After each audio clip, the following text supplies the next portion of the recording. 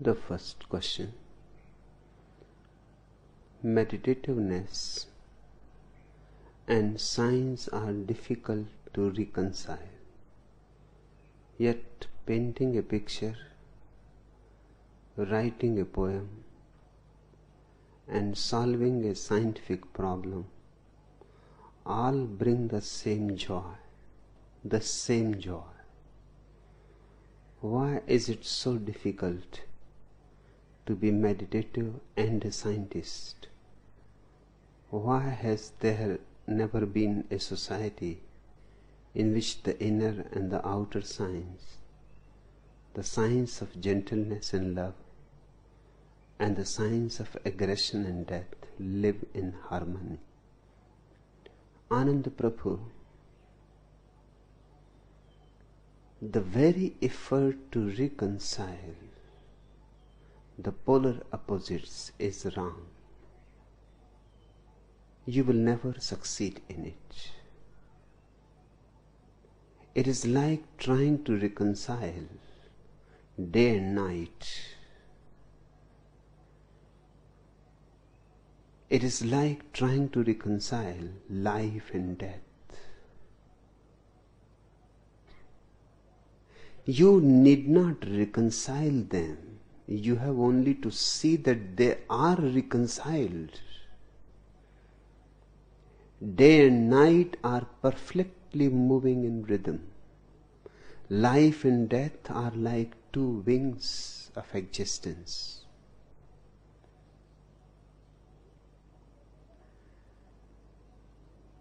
Once you see that the polar opposites can't exist separately,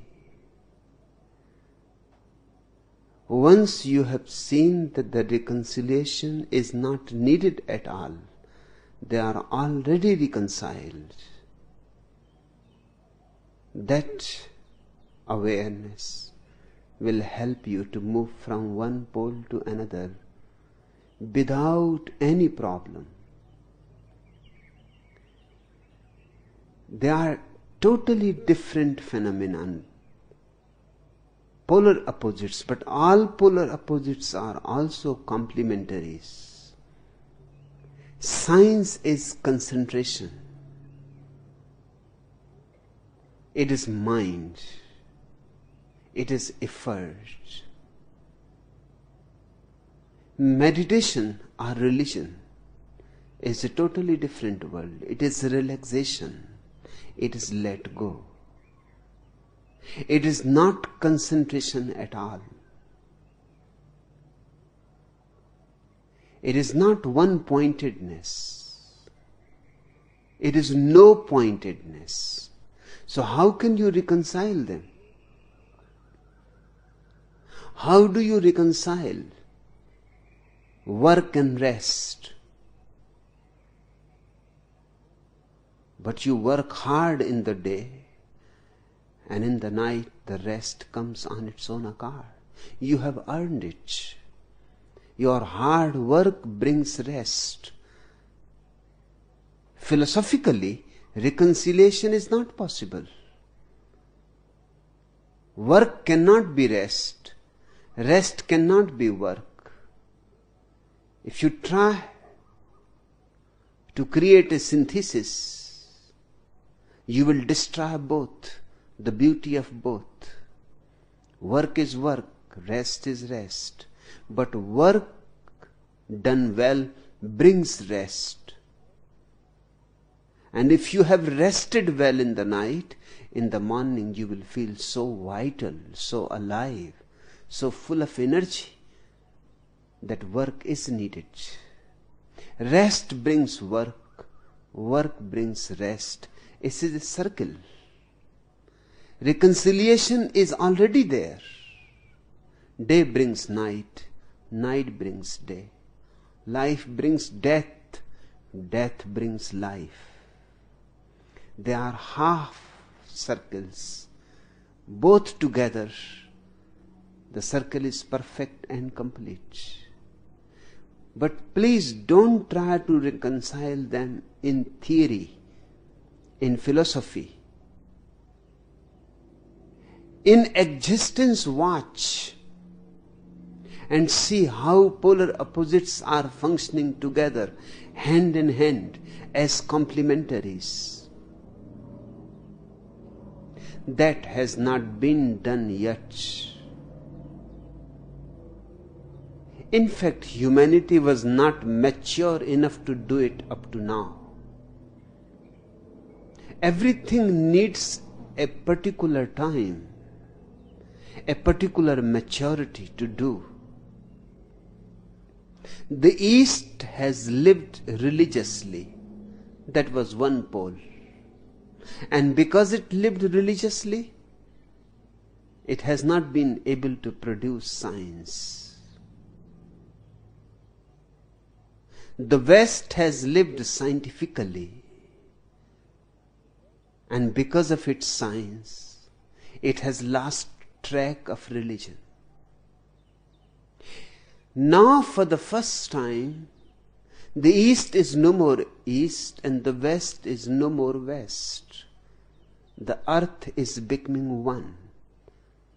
The earth is becoming one global village. This is the time when the reconciliation can be seen, can be understood.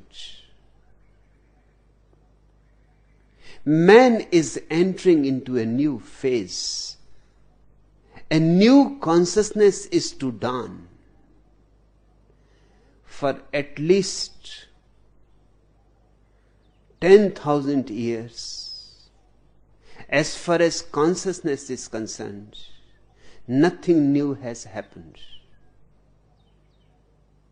There have been Buddhas and there have been Albert Einsteins, but yet we are waiting for a Buddha who is also an Albert Einstein, or an Albert Einstein who is also a Buddha.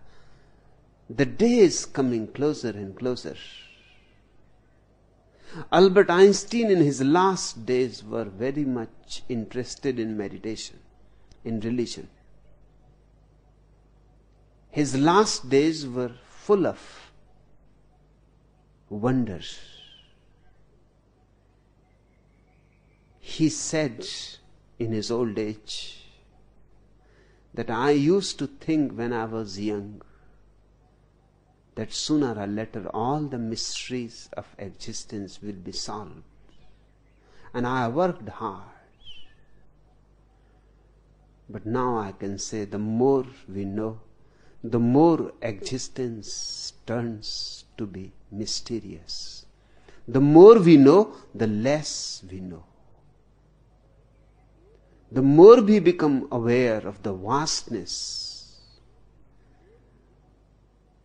Science has not been able to demystify existence.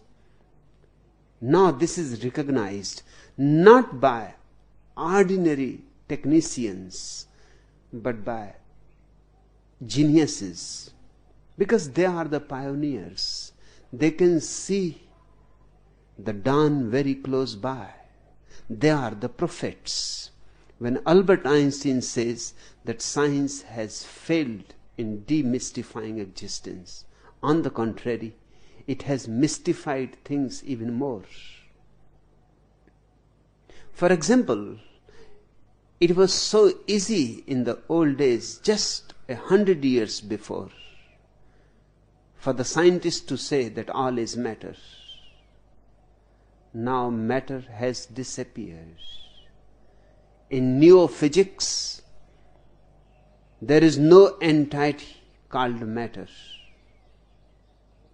The deeper the physicist went into the world of matter, the matter was not found at all. It is pure energy. How to define energy now? Is it material? Energy cannot be material. Energy is something totally different from matter. Matter is static. Energy is dynamic.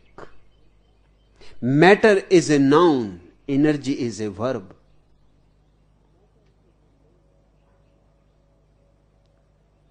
Matter is measurable. Exactly that is the meaning of the word matter. It comes from measure. The root means measurable. Matter can be measured. That's why it is called matter. Energy is immeasurable. It cannot be called matter. And as the physicist has entered into the world of energy, he has become more and more puzzled. Never before he has been so puzzled. Mystics have always been in awe before existence. The physicist is for the first time in awe. Because he is for the first time touched something very vital. Otherwise he was just looking from the outside. A stone is just a stone from the outside. The physicist now knows that the stone is not just a stone. It contains universes. A single small pebble that you can hold in your hand contains so much atomic energy that the whole universe can grow out of it. Contains so much atomic energy that the whole universe can be destroyed by it. It is not just a pebble anymore. And it is not solid anymore. Although you are holding in your hand and you know it is solid, but your knowing is no more scientific. It only appears solid. It is liquid. And it looks so available, manipulatable. You can do things with it, but you don't know its mysteries, which are not manipulatable. And the mysteries are really immense, almost as immense as the mystery of God itself. The modern physicist is using the language of the mystics for the first time. Eddington said, "The universe no more looks like a thing, but like a thought." This, from the mouth of a scientist, a Nobel Prize winner. The universe looks like a thought and not like a thing. That means the universe is more consciousness than matter. And the matter has been analyzed. Our penetration has become deeper. We have come across atoms, electrons, neutrons, and we are utterly mystified, at a loss even to express what we have come across. We don't have language, right language for it, because we had never known it. Now the right language has to be found in the words of the mystics. A Buddha will be helpful.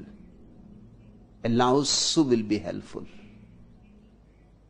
And scientists are looking into the words of the Buddhas to find right language, because these are the people who have been talking about paradox, mystery. And now science is coming across paradoxes.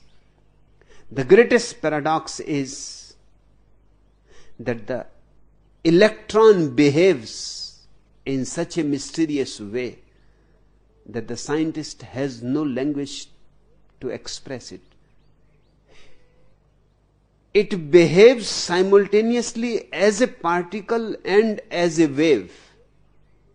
This is impossible, inconceivable by the mind. Either something is a particle or it can be a wave. The same thing at the same time cannot be both. You know Euclidean geometry. Either something is a point or something is a line.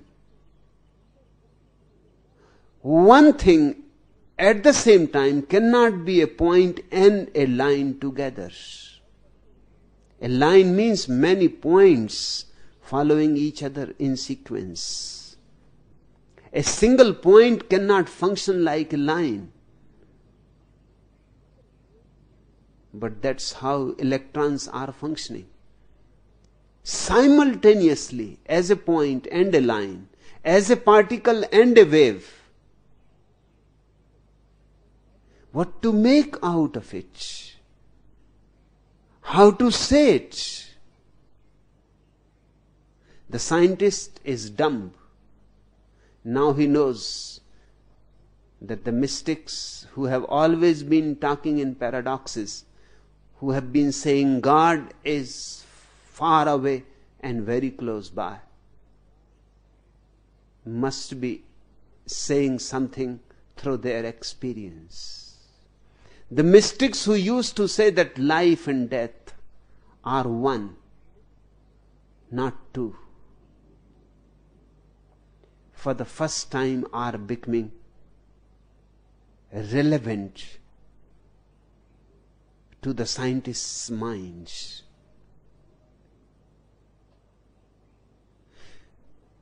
A new science is arising, which says it is a science of uncertainty.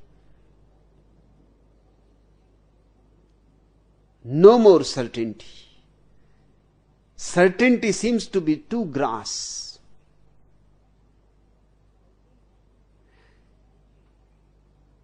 Mahavira, 25 centuries before, used to state each of his statements with a perhaps. If you had asked him, is there God? He will say perhaps. In those days, it was not understood at all. Because how can you say perhaps? Either God is or is not. It seems so simple and so logical. If God is, God is. If He is not, He is not. What do you mean by perhaps? Now it can be understood. Mahavira was using the language in religion, the same language that is being used by Albert Einstein in physics. Albert Einstein calls it the theory of relativity. Exactly the same Mahavira has called his philosophy, Sapekshavad, the theory of relativity. Nothing is certain. Everything is flexible, fluid. By the moment you have said something, it is no more the same. Things don't exist, Mahavira says, but only events. That's what modern science is saying. There are no things in the world, but only events. And we cannot say anything absolutely. We cannot say this is so. Whenever somebody says this is so, absolutely, he is behaving foolishly. In the past, he was thought to be a man of knowledge. The more certain he was, the more it was thought that he knows. The uncertain person, the hesitating person, was thought to be ignorant. That's why Mahavira could not influence the world too much. He had come too early. before his time he arrived. Now is the time for him. Now he will be understood by the scientist, by the highest intelligence in the world.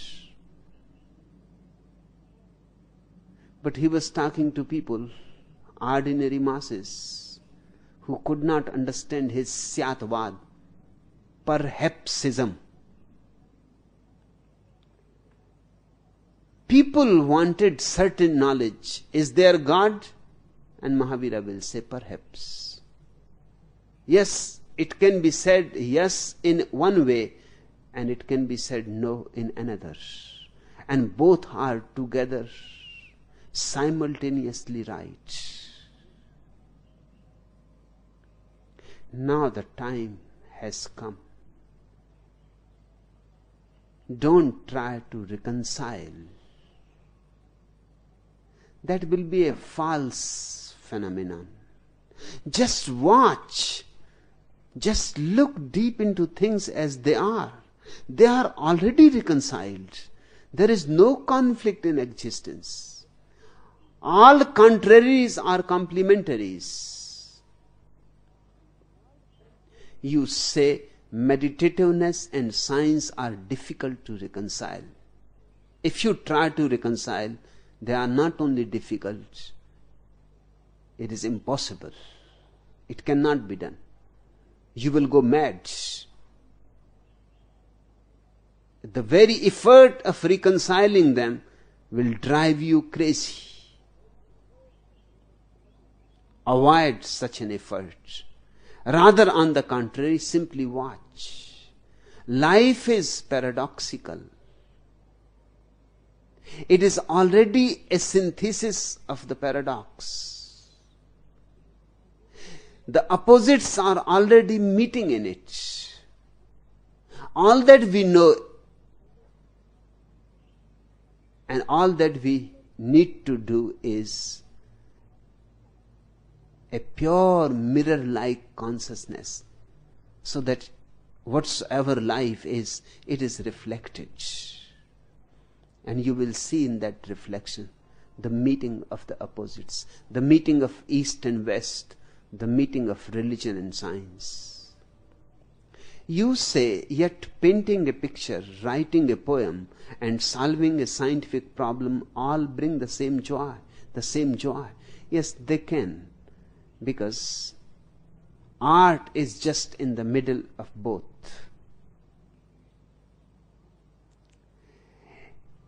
Equidistance from religion and science. Art has the qualities of both. One aspect of art is scientific, the technological aspect. Hence the scientist can paint and enjoy painting and will have the same joy. And the mystic can also paint and will have the same joy as prayer, as meditation.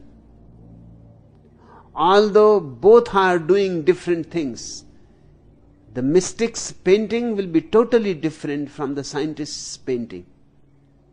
You can look, modern painting in the West is too much under the influence of technology.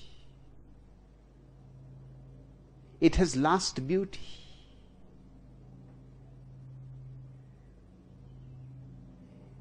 It is no more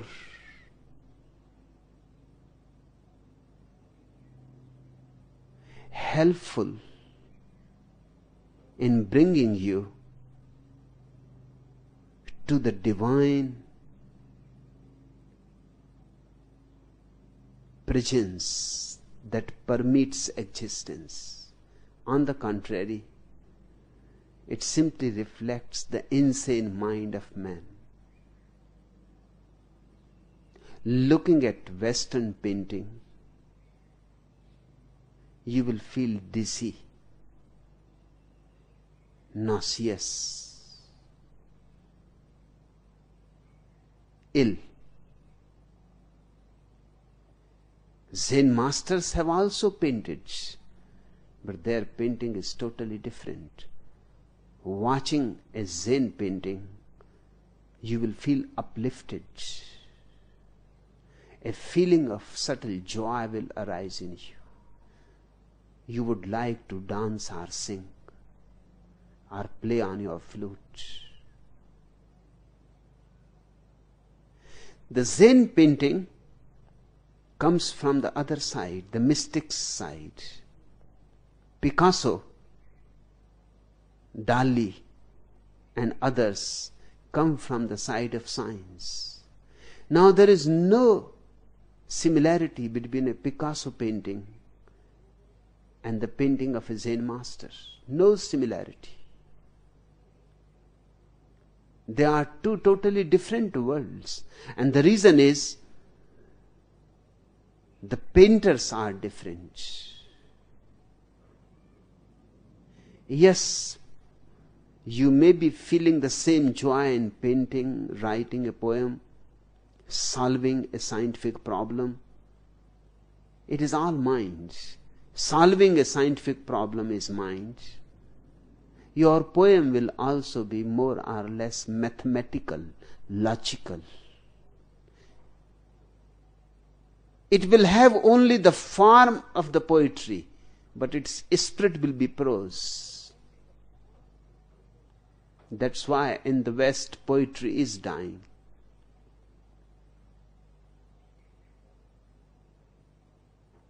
Painting has become ugly.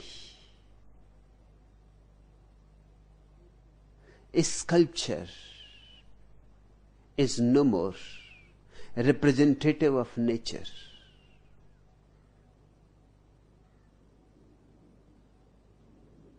Something immensely is missing. The spirit, the very spirit of art is missing. Looking at a Zen painting, you will be overwhelmed. Something from the beyond will start showering on you. Have you watched a Zen painting closely? There are few things you will be surprised to see. Human figures are very small, so small that if you don't look minutely, you will miss them. Trees are big, mountains are big, sun and moon, rivers, waterfalls. But human beings are very small. In the Western painting, the human being is very big. He covers the whole canvas. Now this is not right. This is not proportionate. This is not true. The human being covering the whole canvas is very egoistic. But the painter is egoistic. The Zen master is right. Man is only a tiny part in this great universe. The mountains are big, and the waterfalls are big, and the trees are big, and the stars, and the moon, and the sun. And where is man? Just the other day I was seeing a Zen painting. The man was so small, two small figures crossing a bridge, that I would have missed, because tall mountains, trees are covering the whole painting. But there is a note underneath the painting that please don't miss, there are two human figures on the bridge. Then I had to look very closely. Yes, they were there, two human figures, very small, walking hand in hand, passing the bridge. This is right proportion. This is a non-egoistic painting. In Western paintings, you will find the whole canvas covered. In the Zen painting, only a small part of the canvas is covered, and the remaining